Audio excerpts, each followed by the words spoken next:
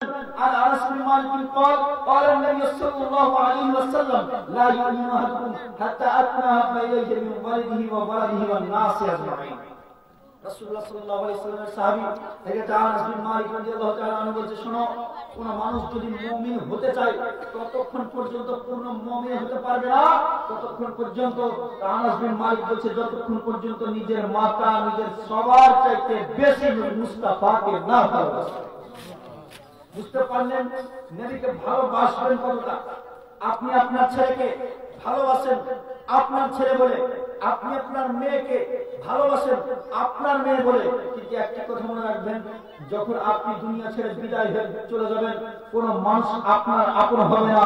আপনার যিনি আপন হবেন তিনি আছেন সোনার মদিনায় নবী মুস্তাফা। আপনি মানুষকে যত ভালোবাসবেন, আপনি আপনার ছেলেকে ভালোবাসতেন, আপনি আপনার মেয়েকে ভালোবাসতেন, একদিন আপনার আজকে যে জিনিসটি আপনার আছে কালকে আপনার থাকবে না। কালকে যে জিনিস আপনার ছিল আজকে আপনার থাকবে না। আপনার কাছে আজকে যে জিনিস আছে হয়তো সে জিনিস কালকে অন্যের কাছে ছিল, আজকে আপনার কাছে আছে। এমন তো হতে পারে আগামীকাল অন্য হয়ে যাবে। একটি কথা ভালোভাবে ভেবে রাখেন, আপনি দুনিয়ার বুকে আসলেন মর্জি কার? আল্লাহ। দুনিয়ার বুকে আসলেন, একটি কথা শুনেন, আপনি দুনিয়ার বুকে এসেছেন, আপনি প্রথম গোসল করেছেন অন্যের হাতে, প্রথম কাপড় পরেছেন অন্যের হাতে, প্রথম আপনাকে চলতে শিখিয়েছে অন্যের আঙ্গুল ধরে চলেছেন। প্রথমে আপনি রাস্তা চিনছিলেন না, অন্যের কাছ থেকে চিনেছেন। আপনি যখন দুনিয়া ছেড়ে বিদায় হয়ে চলে যাচ্ছেন, শেষ প্রথম গোসলটাও দিয়েছিল অন্যজন, আপনাকে শেষ গোসলটাও দিল অন্যজন। হে মুসলমান, আপনার যখন প্রথম গোসলটাই নিজে করতে পারলেন না, শেষ গোসলটাও নিজে করতে পারলেন না, এত অহংকার করে আপনার লাভ কি? সারা জীবন অহংকার করে গেলেন, কিন্তু আপনি যে সারা জীবন অহংকার করে গেলেন, প্রথমে যখন আসলেন অন্যের হাতে কাপড় পরলেন, যখন দুনিয়া ছেড়ে বিদায় হয়ে চলে যাবেন অন্যের হাতে কাপড় পরে যাবেন, আপনার থাকলো কি? আপনার থাকলো কি? করলেন কি? দুনিয়ার বুকে আসলেন আল্লাহর মর্জিতে, দুনিয়া থেকে যাবেন আল্লাহর মর্জিতে, তাহলে আপনি চলছেন কেন নিজের মর্জিতে? আপনি চলছেন কেন নিজের মর্জিতে? এখন যদি যুবকদের বলা হয় ভাই নামাজ পড়ো, বলছে my life my style, life আমার যেমন ভাবে চলবো আমি চলবো, তুমি বলাতে।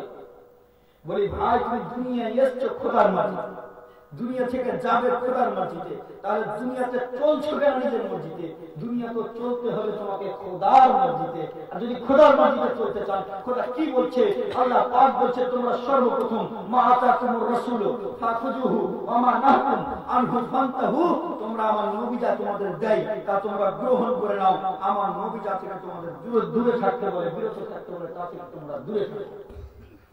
তাহলে আমাদের প্রথম শিক্ষা নিতে হবে কি? নবী কি করতে বলেছেন, কি থেকে নবী দূরে থাকতে বলেছেন। নবী কি করতে বলেছেন, কি থেকে নবী দূরে থাকতে বলেছেন। আজকে যে আপনারা ইসরায়েলের সবের উদ্দেশ্যে বসেছেন, রাসূলুল্লাহ সাল্লাল্লাহু আলাইহি ওয়াসাল্লাম বলেছেন, শুনো, মানুষ যখন মারা যায় তার সকল প্রকার আমল বন্ধ হয়ে যায়, তার সকল প্রকার আমল বন্ধ হয়ে যায়। ইজা মাতাল ইনসানু কাতা আনহু আমাল ইল্লা মিন সালাস, কিন্তু তিনটি আমল জারি থেকে যায়, তিনটি আমল জারি থেকে যায়। যেমন চাকরি হয়, স্কুলের চাকরি, হেডমাস্টারের যে কোনো মাস্টার স্কুলে যখন চাকরি হয় তখন চলছিল কি? বেতন। যখন রিটায়ার্ড হয়ে গেল তখন কি হয়? পেনশন। আল্লাহ পাক বলছে, দুনিয়াতে যতদিন ছিলে তুমি বেতনের মতো নেকি করতেছিলে, আমল করতেছিলে, যখন তুমি মারা যাবে তোমার নামাজ চলবে না, তোমার রোজা চলবে না, তোমার যাকাত চলবে না, তোমার হজ চলবে না। যখন তুমি অন্ধকার কবরে চলে যাবে তোমার তিনটি আমল জারি থাকবে।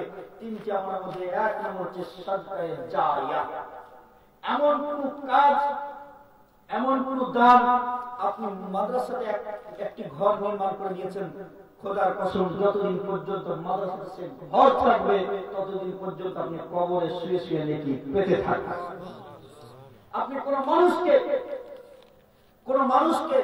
এমন একটি কথা শিখিয়ে গেলেন, এমন একটি আমল শিখিয়ে গেলেন, সে মানুষটি যতদিন পর্যন্ত সে আমল করতে থাকবে আপনি কবরে শুয়ে শুয়ে সে নেকি পেতে থাকবেন। রাসূলুল্লাহ সাল্লাল্লাহু আলাইহি ওয়াসাল্লাম বলেন, দ্বিতীয় নম্বর হচ্ছে ইলম, এমন একটা ইলম যেটা আপনি শিখিয়ে দিলেন, আপনার পরে সে কাউকে শিখাবে, সে কাউকে শিখাবে, যতদিন পর্যন্ত চলবে ততদিন পর্যন্ত আপনি কবরে শুয়ে শুয়ে নেকি তৃতীয় নম্বর রাসূলুল্লাহ সাল্লাল্লাহু আলাইহি সাল্লাম বললেন, তোমরা যদি নেক সন্তান দুনিয়ার বুকে ছেড়ে দাও, আর সেই নেক সন্তান যদি বাবা মার জন্য হাত উঠিয়ে দোয়া করে, সেই দোয়া সেই কবরে পৌঁছতে থাকবে। সে ছেলে যদি কোনো ভালো কাজ করে, এখন আপনি আপনার ছেলেকে আলিম বানিয়ে গেলেন, আপনার ছেলে যতদিন দুনিয়ার বুকে থাকবে সে ভালো কাজ করবে, সে ভালো কাজ করছে, আপনি বাবা হয়ে কবরে শুয়ে শুয়ে নেকি পেতে থাকবেন। আপনি বাবা হয়ে কবরে শুয়ে শুয়ে নেকি পেতে থাকবেন। রাসূল আকরাম নূরে মুজাসসাম সাল্লাল্লাহু আলাইহি ওয়াসাল্লাম বলছে, শোনো হে দুনিয়ার মানুষ, তোমরা জীবনে এই তিনটি কাজ অবশ্যই করে যাবে। এমন একটি কাজ সাথে জারিয়া করে গেলেন, আপনি কবরে চলে যাবেন, নেকি পেতে থাকবেন। আপনি এমন একটা শিক্ষা ছেড়ে গেলেন, সে শিক্ষা যতদিন পর্যন্ত চলবে আপনি কবরে শুয়ে শুয়ে নেকি পেতে থাকবেন। আপনি নেক সন্তান দুনিয়ার বুকে রেখে গেলেন, আপনার সন্তান যতদিন পর্যন্ত থাকবে আপনি কবরে শুয়ে শুয়ে নেকি পেতে থাকবেন। হে মুসলমান, রাসূলুল্লাহ সাল্লাল্লাহু আলাইহি ওয়াসাল্লাম বলেছেন, তোমাদের মধ্যে সবচেয়ে উত্তম ব্যক্তি হলো সে যে কোরআন শিখলো এবং অপরকে কোরআন শিক্ষা দিল। আজকে মজলিস থেকে কয়েকটি মেসেজ নিয়ে যান। রাসূলুল্লাহ সাল্লাল্লাহু আলাইহি ওয়াসাল্লাম বলেছেন, তাআলাউলিল মুফারিদাতুন আলা কুল্লি মুসলিমিন ওয়া মুসলিমাত, প্রত্যেক নর ও নারীর প্রতি ইলমে দ্বীন শিক্ষা করা ফরজ, দ্বীনের জ্ঞান শিক্ষা করা ফরজ। সে যেমনই হোক না কেন, নবী বলছে তার প্রতি দ্বীনের জ্ঞান শিক্ষা করা ফরজ। আর আপনারা যা আজকে এখানে বসে আছেন কোরআন পড়তে জানেন না, আজকে এখান থেকে এমন একটা ইরাদা করে উঠবেন, জীবনে যতদিন বাঁচি অবশ্যই কোরআনটাকে শিখবো বলেন ইনশাআল্লাহ। কোরআন শিখার ফজিলত কি? রাসূলুল্লাহ সাল্লাল্লাহু আলাইহি ওয়াসাল্লাম বলেন, তোমরা যখন কোরআন শিখবে, তুমি যখন শিখলে, তোমার শিখার পরে তুমি অন্যজনকে শিক্ষা দিলে, সে শিখলো, সে তোমার কাছ থেকে শিখলো, সে শিখে অন্যজনকে শিক্ষা দিল, এই মতো যতদিন পর্যন্ত চলবে তুমি কবরে শুয়ে শুয়ে নেকি পেতে থাকবে। কবরে শুয়ে শুয়ে নেকি পেতে থাকবে। যেমন আজকে যদি ধরেন এই বাড়ির বিহাই শাহেদ আলী সাহেব, আপনারা হয়তো অনেকেই ছিলেন, ওনার ছেলে মুফতি মোহাম্মদ ইকবাল সাহেব, উনি নিজের ছেলেকে আলিম বানিয়েছেন, নিজের ছেলেকে আলিম বানিয়েছেন। উনি কোরআন শিখেছেন, হাদিস শিখেছেন। এখন আমি আলহামদুলিল্লাহ মুফতি মোহাম্মদ ইকবাল সাহেবের ছাত্র, ওনার কাছ থেকে আমি শিখেছি, হয়তো আমার কাছ থেকে আরো কেউ শিখবে। এর মতো যত দিন পর্যন্ত চলবে সে ব্যক্তি কবরে শুয়ে শুয়ে নেকি পেতে থাকবে। আসেন, আমি আপনি যাকে আজ আপন মনে করছি, আমি আপনি যাকে আজ আপন মনে করছি, একটু যদি খেয়াল করে দেখেন, মানুষ যখন মারা যায়, মারা যাওয়ার পরে তাকে যখন গোসল দেওয়ানো হয়, মানুষটি মনে মনে ভাবতে থাকে হয়তো আমার কোন দুশ্মন আমাকে গোসল দিয়ে দিচ্ছে সে অন্ধকার কবরে নিয়ে যাওয়ার জন্য। কিন্তু আফসোস, যখন সে লোকটি দেখে তার অন্য কেউ দুশ্মন নয়, নিজের ছেলে, নিজের ভাই, নিজের বন্ধু তাকে গোসল দিচ্ছে। মানুষটি যখন গোসল শেষ হয়ে যায়, সাদা কাফনে জড়িয়ে দিয়ে যখন খাটনির মধ্যে নিয়ে আস্তে আস্তে করে কবরস্থানের দিকে চলতে থাকে, মানুষটা মনে করতে থাকে হয়তো আমার কোন দুশ্মন আজকে আমাকে অন্ধকার কবরের দিকে নিয়ে যাচ্ছে। কিন্তু খোদার কসম, যখন সে মৃত্যু ব্যক্তিটি দেখতে লাগে তো তার কোন দুশ্মন নয়, তার নিজের ছেলে, নিজের ভাই, নিজের বন্ধুটা তাকে অন্ধকার কবরের দিকে নিয়ে যাচ্ছে। আপনি কাকে আপন মনে করলেন? যখন একটি মানুষকে যখন অন্ধকার কবরস্থানে নিয়ে গিয়ে জানলা করে মানুষটাকে দাফন করতে থাকে, যখন কবরের মধ্যে মানুষটাকে নামিয়ে দিচ্ছে, মানুষটা মনে করছে হয়তো আজকে আমার কোন দুশ্মন আমাকে কবরের মধ্যে নামিয়ে দিচ্ছে। কিন্তু না না, সে ছেলেটি যখন, সে লোকটি যখন দেখছে আমার কোন আপন জন আমাকে অন্ধকার কবরের মধ্যে রেখে দিচ্ছে, ছেলেটি ডাক দিতে থাকে, বাবা তুমি তো জানো আমি জীবনে কোনোদিন অন্ধকার কবরের মধ্যে থাকতে পারি না, আজকে তুমি আমাকে সেই অন্ধকার কবরের মধ্যে রেখে যাচ্ছ, যে অন্ধকার কবরের মধ্যে কোনো বাতি নেই, সাথী নেই। বারবার ডাক দিচ্ছে, ভাই তুমি তো জানো আমি জীবনে একা কোনোদিন থাকিনি, আজকে তুমি এমন একটা জায়গায় আমাকে রেখে যাচ্ছ, যেই জায়গায় কেউ থাকবে না, একা পড়ে থাকবো, এমন একটা জায়গায় রেখে যাচ্ছ। তুমি তো জানো আমি জীবনে কোনোদিন একা থাকতে পারিনি। আপনি আপন কাকে মনে করলেন? মানুষ যখন আপনাকে কবরে দাফন করে দিয়ে আস্তে আস্তে করে পাটাতন গুলি বিছাতে থাকে, হে মানুষ, মানুষটি বারবার উপরের দিকে তাকাতে থাকে, হয়তো আমার কোন দুশ্মন আমার কবরটাকে অন্ধকার করে দিচ্ছে। কিন্তু যখন দেখে তাকিয়ে আমার কোন দুশ্মন নয়, নিজের ভাই, নিজের বাবা, নিজের আত্মীয় স্বজনরাই পাটাতন দিয়ে কবরটাকে অন্ধকার করে দিচ্ছে।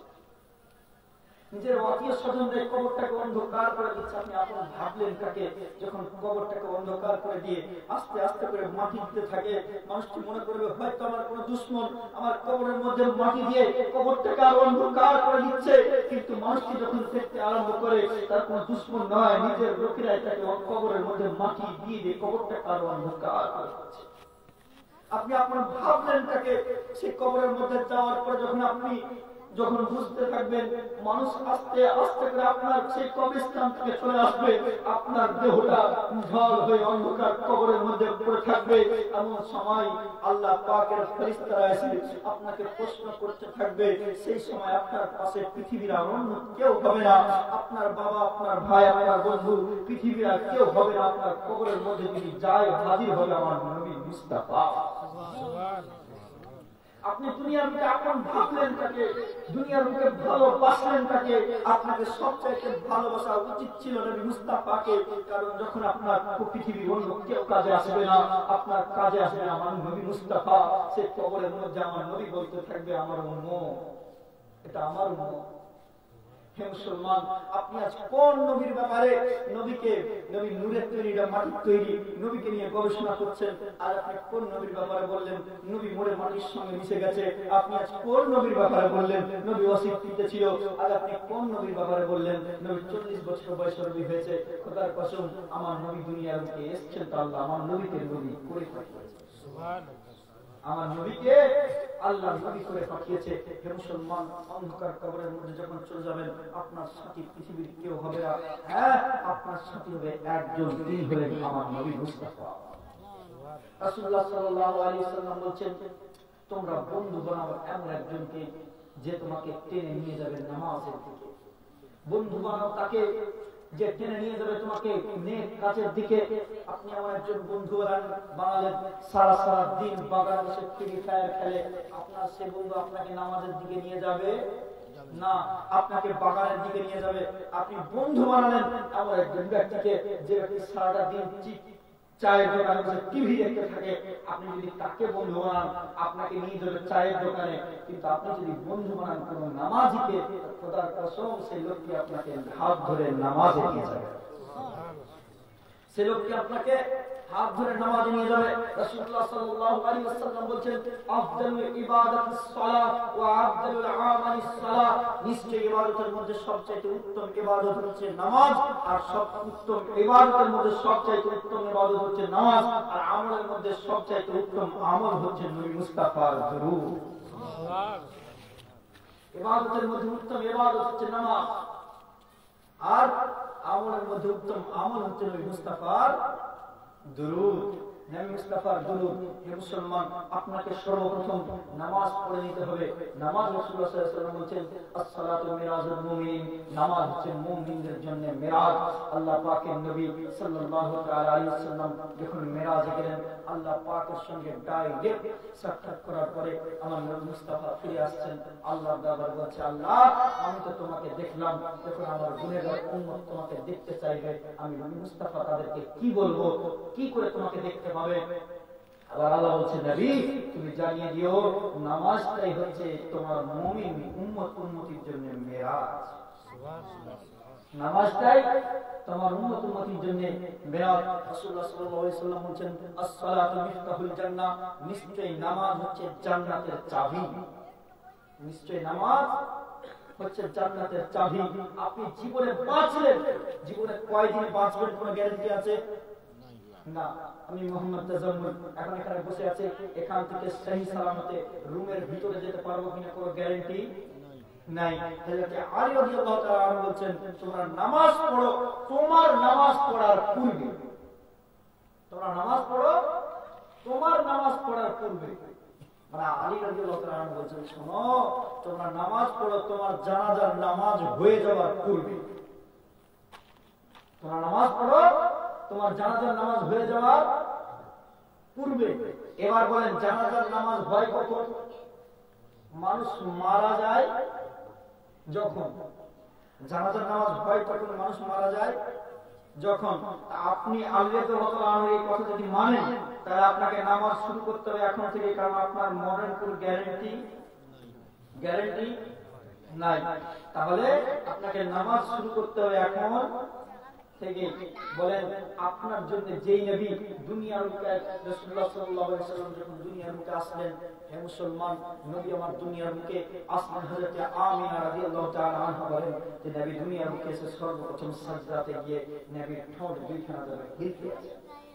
হযরত আমিনা বলছে যখন আমি কান লাগিয়ে শুনলাম তো আওয়াজ আসছে, রব্বি হাবলি উম্মতি রব্বি সাল্লি ইয়া আল্লাহ, তুমি আমার উম্মতকে আমার কাছে সঁপে দাও, তুমি আমার উম্মতকে আমার কাছে সঁপে দাও।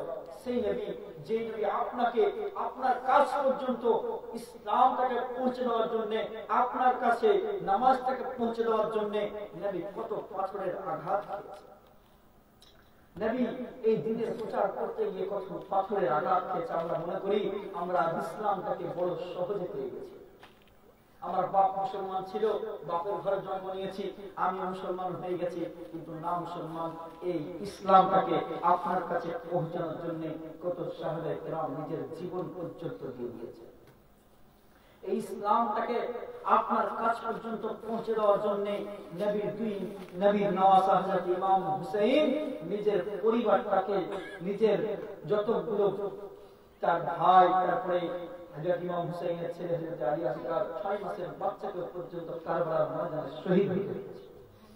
আপনি ভাবছেন ইসলামটাকে পেয়ে গেছি অনেক সোজা, না মুসলমান। রাসূলুল্লাহ সাল্লাল্লাহু আলাইহি ওয়াসাল্লামের কথা মতো আমরা অবশ্যই চলবো, কারণ নবী যে আল্লাহ বলেছে তোমার নবী যা তোমাকে দেয় তা তোমরা মেনে নাও। আমার নবী যা থেকে তোমাদের বিরত থাকতে বলে, দূরে থাকতে বলে, তা থেকে তোমরা দূরে থাকো। নবী কি করতে বলেছেন অবশ্যই আমাদেরকে জেনে নিতে হবে। আসেন আজকে আমরা কবর জিয়ারত করেছি না? কবর জিয়ারত করেছি। আমরা জানি যে মা বাবার দোয়া ছেলের জন্য কারেন্টের মতো কবুল হয়।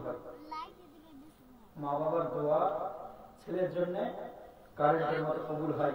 যেমন মা বাবার দোয়া ছেলে মেয়ের জন্য কারেন্টের মতো আল্লাহর দরবারে কবুল হয়, কোন ছেলে যদি কোন মা বাবার কবরের পাশে দাঁড়িয়ে দুইখানা হাত উঠিয়ে আল্লাহর দরবারে দোয়া করে, নবী মুস্তাফা বলে ছেলের দোয়া বাবা মার জন্য কারেন্টের মতো কবুল হয়। তাহলে আজ থেকে মনে রাখবেন, যিনার বাবা মা দুনিয়া ছেড়ে বিদায় হয়ে চলে গেছেন, আপনি সেই বাবা মার কবরের পাশে দাঁড়িয়ে দাঁড়িয়ে দোয়া করতে থাকবেন। আপনি তো কি পাবেন? আপনার দোয়ার ওসিলায় আপনার বাবা মার কবর যদি আযাব হয়ে থাকে, আল্লাহ সেটাকে মাফ করে দেবে। কবর জিয়ারত করলে কি পাওয়া যায়? রাসূলুল্লাহ সাল্লাল্লাহু আলাইহি ওয়াসাল্লাম বলেন, তোমরা কবর জিয়ারত করো কেন? বলছে তোমরা কবর জিয়ারত করলে, কবরস্থানে গেলে তোমাদের মরণের কথাটা বারবার তোমাদের স্মরণ আসবে। মরণের কথা তোমার বারবার স্মরণে আসবে। তাই হযরত উসমান গনি বলেন, কাফা বিল মাউতি ওয়াইজান। মানুষের জন্য যে ওয়াজ কি যথেষ্ট, সে ওয়াজ কি হচ্ছে মরণের ওয়াজ। বলেন কিসের ওয়াজ? মরণের ওয়াজ। বলছে শোনো, মানুষ যদি জানতো তার কবরের প্রথম রাতটি কেমন হবে, তাহলে কোন মানুষ দুনিয়ার দিকে ঘুরেও তাকাতো না। মানুষ যদি জানতো কবরের প্রথম রাতটা কেমন হবে, তাহলে কোন মানুষ দুনিয়ার দিকে ঘুরে তাকাতো না। আমরা জীবনে জাহান্নামের কথা অনেক শুনলাম। জাহান্নাম আছে, গুনাহ করলে জাহান্নামের মধ্যে যেতে হবে। এই জাহান্নামটা কি? জাহান্নামটা কি? আল্লাহ পাক রব্বুল আলামিন যখন জাহান্নামকে তৈরি করলেন, জাহান্নামের মধ্যে আগুন লাগিয়ে দেওয়া হলো। 1000 বছর জ্বলার পরে জাহান্নামের রং সাদা হয়ে গেল। ফেরেশতারা আল্লাহকে বলে, আল্লাহ জাহান্নামের রং সাদা হয়ে গেছে। আমার আল্লাহ বললেন আবার জ্বালিয়ে দাও। জাহান্নামকে দ্বিতীয়বার জ্বালিয়ে দেওয়া হলো। 1000 বছর জ্বলার পরে জাহান্নামের রং লাল হয়ে গেল। সাহাবায়ে কেরাম রাসূলুল্লাহ সাহাবায়ে যখন ফেরেশতাগণ আমার আল্লাহকে বলছে, আল্লাহ জাহান্নামের রং লাল হয়ে গেছে। আমার আল্লাহ বলেন আরেকবার জ্বালিয়ে দাও। যখন জাহান্নাম আর 1000 বছর জ্বলেছে, জাহান্নামের রং যেন কালো হয়ে গেছে। আমার আল্লাহ বলেন ছেড়ে দাও, জাহান্নাম যেমন আছে তেমন থাকবে। এবার রাসূলুল্লাহ সাল্লাল্লাহু আলাইহি সাল্লাম একদিন মসজিদে নববীর মধ্যে বসে সাহাবায়ে কেরামকে শিক্ষা দিচ্ছেন। এমন সময় একটি বিকট শব্দ হলো। একটি বিকট শব্দ হলো। রাসূলুল্লাহ সাল্লাল্লাহু আলাইহি ওয়াসাল্লাম সাহাবায়ে জিজ্ঞাসা করছেন, এ সাহাবায়ে কেরাম বলো, এই শব্দটি কিসের শব্দ তোমরা কি বলতে পারো? সাহাবায়ে কেরাম বলছেন, আল্লাহু আ'লাম, আল্লাহ এবং তার রাসূল ভালো জানে। সাহাবায়ে কেরামকে তখন আমার নবী বলছে, শোনো, এই আওয়াজটি হচ্ছে আজ থেকে প্রায় ৭০,০০০ বছর পূর্বে জাহান্নামের উপর থেকে একটি ভারী পাথরকে ছাড়া হয়েছিল, আজকে সে পাথর জাহান্নামের নিচে গিয়ে পৌঁছিল। ভাবতে পারছেন জাহান্নামের গভীরতা কত? আজকে যদি আপনি আপনার বাড়ির পাশে আগে কুয়া দেখতে পাওয়া যেত, এখন যায় না। আগে কুয়া দেখতে পাওয়া যেত, এখন যায় না। কুয়ার উপর থেকে যদি ছোট্ট একটা পাথরকে ফেলেন, চোখের পলক মারতে দেরি হবে, সে পাথর নিচে গিয়ে পৌঁছাতে দেরি হবে না। কিন্তু প্রায় ৭০,০০০ বছর পূর্বে একখানা ভারী পাথরকে জাহান্নামের উপর থেকে ছেড়েছিল, আজ সে পাথর জাহান্নামের নিচে গিয়ে পৌঁছিল। হে মুসলমান, একবার ভেবে দেখেন সে জাহান্নামটা কত ভয়ানক হতে পারে। একবার ভেবে দেখেন সে জাহান্নামটা কত ভয়ানক হতে পারে। রাসূলুল্লাহ সাল্লাল্লাহু আলাইহি ওয়াসাল্লাম বলেন, কোন মানুষ যদি জানতো যে তার কবরের প্রথম রাতটা কেমন হবে, তাহলে জীবনও কোনোদিন সে দুনিয়ার দিকে ধাবিত হতো না। কোন মানুষ যখন অন্ধকার কবরের মধ্যে চলে যায়, আর মানুষটি যদি বেনামাজি হয়ে কবরের মধ্যে যায়, তাহলে কবর দুই দিক থেকে তাকে চাপ দিবে। ডান পাশে হাড় বাম পাশে হয়ে যাবে, বাম পাশে হাড় ডান পাশে হয়ে যাবে। ভাবতে পারছেন, আজকে আপনি রাস্তা দিয়ে চলছেন, হঠাৎ করে একটা সাপ দেখা গিয়েছে, আপনি সাপ বলে চিৎকার করলেন, আপনার পাড়া প্রতিবেশী এসে লাঠি এসে সাপটাকে মেরে দিল, আপনার মানুষটা ঠিক সহি সালামতে হেঁটে চলে গেল। কিন্তু যখন কবরের মধ্যে সাপ আপনাকে দংশন করবে, তখন আপনাকে বাঁচানো বলা পৃথিবীর কেউ থাকবে না। একবার ভেবে দেখেছেন, দুনিয়ার বুকে আপনার কাছে লাঠি লাঠের কোনো অভাব নেই, কিন্তু কবরের মধ্যে আপনার লাঠি আপনার কাজে আসবে না। আপনার কবরে যদি কাজে আসে, একটি জিনিস কাজে আসবে, সেটা হচ্ছে নেক আমল। সেটা হচ্ছে নেক আমল। নেক আমল আপনার কবরে কাজে আসবে। আসেন, আমি বললাম রাসূলুল্লাহ সাল্লাল্লাহু আলাইহি ওয়াসাল্লাম বলেছেন, আফদালুল ইবাদাতিস সালাত ওয়া আফদালুল আমালিস সালাত, নিশ্চয় তোমাদের জন্য উত্তম ইবাদত হচ্ছে নামাজ এবং উত্তম আমল হচ্ছে নবী মুস্তাফার দুরূদ। উত্তম আমল নবী মুস্তাফার দুরূদ। বলেন, আজ থেকে আমরা নামাজ পড়ব ইনশাআল্লাহ। অবশ্যই নামাজটাকে ছাড়বেন কেন? নামাজ এমন একটি ইবাদত, রাসূলুল্লাহ সাল্লাল্লাহু আলাইহি ওয়াসাল্লাম বলেন, যখন তোমরা নামাজে দাঁড়িয়ে যাও, তাহলে তখন তোমরা খোদার সঙ্গে ডাইরেক্ট দেখা করবে। এবার যদি কোনো ব্যক্তি চায় খোদার সঙ্গে দেখা করতে, কোন ব্যক্তি যদি চায় খোদার সঙ্গে কথা বলতে, তাহলে রাসূলুল্লাহ সাল্লাল্লাহু আলাইহি ওয়াসাল্লাম বলেন, কোন ব্যক্তি যদি কোরআন পড়ে, তাহলে সে কোরআন পড়লো এবং খোদার সঙ্গে কথা বলল। কোরআনও পড়লো, খোদার সঙ্গে কথাও বললো। তাহলে বলেন, কোরআন পড়লেন আপনি, আপনার যদি খোদার সঙ্গে কথা বলার ইচ্ছা করে, আপনি কোরআনটাকে নিয়ে বসে যান, কোরআন যতক্ষণ পর্যন্ত পড়বেন, মনে করুন আপনি খোদার সঙ্গে কথা বলছেন। খোদার সঙ্গে কথা বলছেন। খোদা দেখা মুসা নবীর স্বপ্ন ছিল।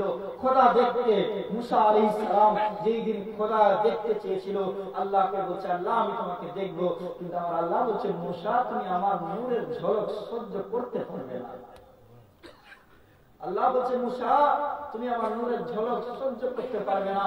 তো সেই দিন মুসা আলাইহিস সালাম তুর পাহাড়ের উপরে কি দেখেছিল? সেই দিন মুসা দেখেছিল আমার নবী মুস্তাফার নূর। আমার নবী মুস্তাফার নূর। আজ যারা বলে নবী আমার মতো মানুষ, আমি বলি, আরে গাধা, তুমি নিজের বাপের মতো হতে পারলে না। বলেন কেন? রাসূলুল্লাহ সাল্লাল্লাহু আলাইহি ওয়াসাল্লাম বলেন, কোন ব্যক্তি যদি নিজের মাতা, নিজের পিতা, এই দুইজনের চেহারা মহব্বতের সঙ্গে একবার তাকায়, সে কবুল হজের নেকি পায়। জোরে বলেন, কিসের নেকি পায়? কবুল হজের নেকি পায়। বলেন, আপনি 4 লাখ 5 লাখ টাকা খরচ করে হজে গেলেন, আপনার হজ কবুল হয়েছে কিনা কেউ গ্যারান্টি দিতে পারবে না। কিন্তু আপনার নবী গ্যারান্টি দিচ্ছে, যে নিজের বাপের চেহারা, মায়ের চেহারা একবার দেখলো, সে যেন একটি কবুল হজের সমান সমান। বলেন, আর আপনি যদি আপনার চেহারা আয়নাতে 50 বার দেখেন, কোন স্বভাব পাওয়া যাবে না। আপনি যখন হতে পারলেন না নিজের বাপের মতো, রাসূলের পাকের মতো করে হবে। আল্লাহ বলছেন আমি আদমকে তৈরি করেছি শীষ আলাইহিস সালামের মতো করে নয়, শীষ আলাইহিস সালামকে তৈরি করেছি ইব্রাহিম আলাইহিস সালামের মতো করে নয়, ইব্রাহিম আলাইহিস সালামকে তৈরি করেছি ইসমাঈল আলাইহিস সালামের মতো করে নয়, ইসমাঈল আলাইহিস সালামকে তৈরি করেছি ঈসা আলাইহিস সালামের মতো করে নয়। আরে যতগুলি পয়গম্বরকে আমি খোদা সৃষ্টি করেছি, যতগুলি মানুষকে খোদা সৃষ্টি করেছি, কারোর মতো করিনি। আর যখন জগতের মানুষের যখন এক পাল্লাতে রাখবে, জগতের মানুষ যখন এক হয়ে যাবে, জগতের মানুষকে যতটা আমি চেহারা দান করেছি তার চাইতে বেশি সুন্দর করে আমার নবী মুস্তাফা।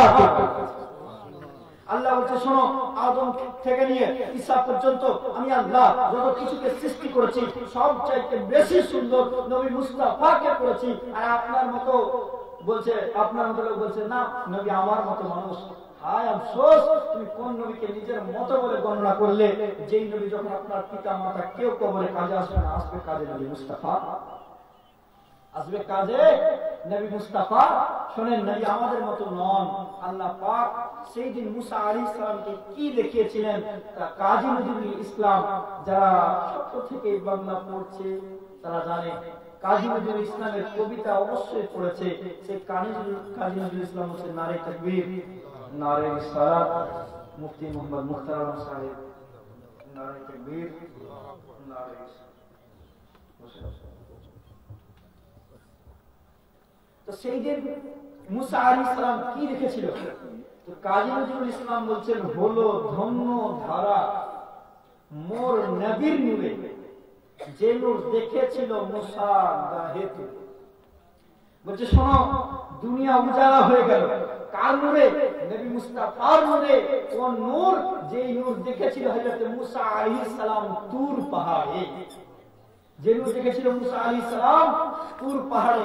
আজ যারা দুনিয়ার বুকে কিছু মানুষ আবার বলছে যারা নবীকে নূরের তৈরি বললো তারা নবীর তাওহীন করলো। বলছে কেন? বলে হযরত আদম আলাইহিস সালামকে আল্লাহ যখন সৃষ্টি করলেন, সৃষ্টি করার পরে হযরত আদম আলাইহিস সালামকে আল্লাহ ফেরেশতাদের সাজদার অর্ডার দিলেন, ফেরেশতাদেরকে সাজদার অর্ডার দিলেন। আদম আলাইহিস সালাম কিসের তৈরি? মাটির তৈরি। ফেরেশতা কিসের তৈরি? নূরের তৈরি। নূরের ফেরেশতা মাটির আদমকে সাজদা করেছে, তাই নূরের চাইতে মাটির দাম বেশি। আমি বলি হায় রে গাধা, পড়ার মতো যদি তোর চোখ থাকতো তাহলে এই কথা জীবনে কোনোদিন বলতি না। শুনে যান, সেই দিন আদম আলাইহিস সালামকে নূরের ফেরেশতা সাজদা করেছিল কেন? সেই দিন মাটির আদমকে নূরের ফেরেশতা সাজদা করেছিল কেন? তাফসীরে কবির 6 নম্বর খণ্ড 180 পৃষ্ঠার মধ্যে, তাফসীরে রুহুল বায়ান 3 নম্বর খণ্ড 651 পৃষ্ঠার মধ্যে, এবং তাফসীরে মাযহারি 5তম খণ্ড 163 পৃষ্ঠার মধ্যে সকল মুফাসসিরগণ লিখছেন সেই দিন আদম আলাইহিস সালামকে ফেরেশতারা সাজদা করেছিল। কারণ ছিল একটাই, সেদিন আদমের পেশানিতে নূরে মুহাম্মাদি ছিল। সেদিন আদমের পেশানিতে নূরে মুহাম্মাদি ছিল, সেই জন্য মাটির আদমের দাম আল্লাহ বাড়িয়ে দিয়েছিল। সেই জন্য মাটির আদমকে নূরের ফেরেশতা সাজদা করেছিল। কারণ ছিল একটাই, নবী মুস্তাফার সম্মান, নবী মুস্তাফার সম্মান। এ মুসলমান, আল্লাহ পাক রব্বুল আলামিন আমাদেরকে দুনিয়ার বুকে পাঠিয়েছেন। আর সব চাইতে এখন যেটা চলছে, নবী মুস্তাফাকে ইলমে গায়ব ছিল কিনা, নবীকে ইলমে গায়ব ছিল কিনা। হাফিজ সাইফুদ্দিন সাহেব আপনাদেরকে একখানা হাদিস শোনালেন যে রাসূলুল্লাহ সাল্লাল্লাহু আলাইহি ওয়াসাল্লাম রাস্তা দিয়ে হেঁটে যাচ্ছিলেন, এমন সময় জানতে পারলেন দুই কবরের মধ্যে আযাব হচ্ছে। এবার বলেন কবরের ভিতরে যদি আযাব হয় ওটা গায়ব না মওজুদ?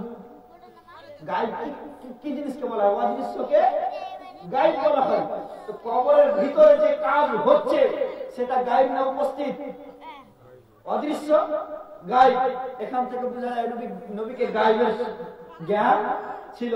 আর সবচেয়ে বড় প্রমাণ দিয়ে আছি, রাসূলুল্লাহ সাল্লাল্লাহু আলাইহি ওয়াসাল্লাম বলছেন একদিন কিয়ামত সংঘটিত হবে, এটা আমরা সবাই জানি।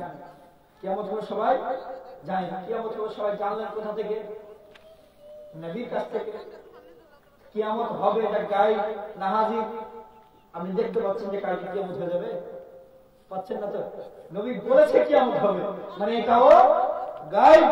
নবী আমার গায়েবের সংবাদদাতা। নবী দুনিয়ার বুকে এসেছেন তো গায়েবের সংবাদদাতা হয়ে এসেছেন। আর শেষ একখানে হাদিস বলি, আমরা নবীর প্রতি যে দুরূদ পড়লাম, খুতবা হলো, খুতবার পরে নবীর প্রতি দুরূদ হলো, এই দুরূদ পড়ে আপনি লাভটা পাবেন কি? আর আপনার দুরূদ নবী অন্য সেই সোনার মদিনা থেকে শুনতে পান কিনা, শুনতে পান কিনা, বাস এইটুকু বলে ছেড়ে দেব। আল্লাহ পাক রব্বুল আলামিন কোরআন শরীফের মধ্যে বলছেন, হে আমার নবী ইব্রাহিম, তুমি আমার ঘর কাবাকে নির্মাণ করো। কাকে? হযরত ইব্রাহিম আলাইহিস সালাম। হযরত ইব্রাহিম আলাইহিস সালাম আল্লাহর ঘর কাবাকে নির্মাণ করলেন। আল্লাহর ঘর কাবাকে নির্মাণ করার পরে আল্লাহ পাককে বলছেন, আল্লাহ তোমার ঘর কাবাকে আমি নির্মাণ করে দিয়েছি, এবার কি করব? আমার আল্লাহ বলছেন, তুমি জগতের মানুষকে ডাক দাও আমার কাবা জিয়ারতের জন্য। আমার কাবা জিয়ারতের জন্য জগতের মানুষকে ডাক দাও। হযরত ইব্রাহিম আলাইহিস সালাম সেই আল্লাহ পাকের দরবারে বলছে, আল্লাহ আমি তো কোনো মাইকের সামনে নেই, কোনো মাল্টিমিডিয়ার সামনে নেই, আমার আওয়াজ এভরি টাইম সারা পৃথিবীতে পৌঁছাবে কি করে? আল্লাহ বলছে, আমার নবী ইব্রাহিম, ডাকার দায়িত্ব তোমার, মানুষের কান কান পর্যন্ত পৌঁছে দেওয়ার দায়িত্ব আমি খোদা। সেই দিন ইব্রাহিমের ডাক শুনেছিল কে কে? আমার নবী মুস্তাফা বলছে, যে ব্যক্তি মায়ের পেটে ছিল সে পর্যন্ত হযরত ইব্রাহিমের ডাককে শুনতে পেয়েছে। এটাও গায়েব কিনা? হযরত ইব্রাহিম আলাইহিস সালাম আমার নবীর পরে এসেছেন না আগে? কথা বলেন না, পরে এসেছেন না আগে? আগে এসেছেন। এবার আপনি যদি বলতে পারেন, আপনি নিজের বাবার নাম বলতে পারবেন, দাদুর নাম বলতে পারবেন, সবচাইতে বেশি হলে পরদাদুর নাম বলতে পারবেন, তার বাপের নাম বলা যাবে না। কিন্তু আমার নবী মুস্তাফা গায়েবের সংবাদদাতা নবী বলছেন, শোনো, সেই দিন হযরত ইব্রাহিম আলাইহিস সালাম আবু কুবাইব পাহাড়ের চূড়ায় দাঁড়িয়ে যে ডাক দিয়েছিল, সে ডাক শুনেছিল কে কে? বলছে, যে ব্যক্তি মায়ের পেটে ছিল সে পর্যন্ত হযরত ইব্রাহিমের ডাককে শুনতে পেয়েছিল। জগতের বুকে পেট দুইটা, এক মায়ের পেট, দ্বিতীয় নম্বর হচ্ছে কবরের পেট। আমার আপনার মতো সাধারণ ক্যাটাগরির মানুষ হয়ে যদি মায়ের পেট থেকে হযরত ইব্রাহিমের ডাককে শুনতে পাই, নিশ্চয় আমার নবী কবরের পেট থেকে আমাদের দুরূদ ও সালামকে শুনতে পাই। আবু দাউদ শরীফের হাদিস, রাসূলুল্লাহ সাল্লাল্লাহু আলাইহি ওয়াসাল্লাম বলেছেন, তোমরা যখন তোমাদের কোনো ভাইকে কবরের মধ্যে দাফন করে ফিরে আসো, তো তোমাদের জুতোর খসখসি আওয়াজ পর্যন্ত সেই মৃত ব্যক্তিকে শুনতে পাও। তোমাদের জুতোর খসখসি আওয়াজ পর্যন্ত সে মৃত ব্যক্তিটি শুনতে পাই। আর বলে সাধারণ ক্যাটাগরির মানুষ হয়ে যদি উপরের কবরের উপরে চলা খসখসি আওয়াজ পর্যন্ত শুনতে পাই, তাহলে নবী সোনার মদিনায় আমার আশিকদের দুরূদ সালামকে শুনতে পাবেন কিনা? অবশ্যই শুনতে পাবেন। এই জন্য তো 1400 শতাব্দীর মুজাদ্দিদ ইমাম আহমদ আলী খান বলছেন, দূর ও নজদীক কে শুননে वाले रो कान काने लाले करामत पे लाखों सलाम। জগতের মানুষ আজ যারা হজ করতে যায়, কাবা ঘর জিয়ারত করলো, কাবা ঘর জিয়ারতের পরে যারা নবী মুস্তাফার রওজায় হাজিরি দেয়, নবী মুস্তাফার রওজা জিয়ারতে যায়, কবর জিয়ারত করলে লাভ কি পাওয়া যাবে? কবর জিয়ারত জায়েজ কিনা? আমার পরে মুফতি মুহতারাম সাহেব আছেন, ইনার পরে আমার শিক্ষক বর্তমান সময়ের জন্য প্রিয় জলসা জীবনী বক্তা মুফতি মোহাম্মদ আইয়ুব আলী সাহেব উনিও আছেন, কিছুক্ষণের মধ্যে আপনাদের সামনে আসবেন। কবর জিয়ারত যারা রাসূলুল্লাহ সাল্লাল্লাহু আলাইহি ওয়াসাল্লামের রওজা শরীফ জিয়ারতে যায়, রাসূলুল্লাহ সাল্লাল্লাহু আলাইহি ওয়াসাল্লাম বলেন, মান জারা কবরি ওয়াজাবাত লাহু শাফাআতি। যে আমার রওজা শরীফ একবার জিয়ারত করলো, তার শাফাআত করা আমি নবীর উপরে ওয়াজিব হয়ে যায়। নবীর উপরে ওয়াজিব হয়ে যায়। আপনার কাছে জীবনের যত টাকা পয়সা হবে, আমি আপনাদের উদ্দেশ্যে বলছি, ভাই আপনার কাছে জীবনে যদি কোনোদিন টাকা হয়, তাহলে কলকাতা আলিপুর ঘুরতে না গিয়ে, কোন পার্কে ঘুরতে না গিয়ে একবার নবীর সোনার মদিনায় হাজিরি দিবেন। কারণ নবী মুস্তাফা বলেছে যে আমার রওজা শরীফ একবার জিয়ারত করলো, তার শাফাআত করা আমি নবী মুস্তাফার প্রতি ওয়াজিব হয়ে যায়। তাই জীবনে একবার হলেও সেই নবীর রওজায় হাজিরি দিবেন। আলা হযরত বলেন, হাজি आओ शहंशाह का रोजा देखो, हाजी आओ शहंशाह का रोजा देखो, काबा तो देख चुके हो, काबे का काबा देखो। अस्सलामु अलैकुम व रहमतुल्लाहि व बारकातुहू। এবার আপনাদের সামনে মুফতি মোহাম্মদ মুখতার আলম সাহেব আছেন, একবার সবাই মিলে ইসলামী স্লোগান দেন, নারে তাকবীর, নারে তাকবীর, নারে রিসালাত, নারে রিসালাত, মাসলাকে আলা হযরত, মাসলাকে আলা হযরত।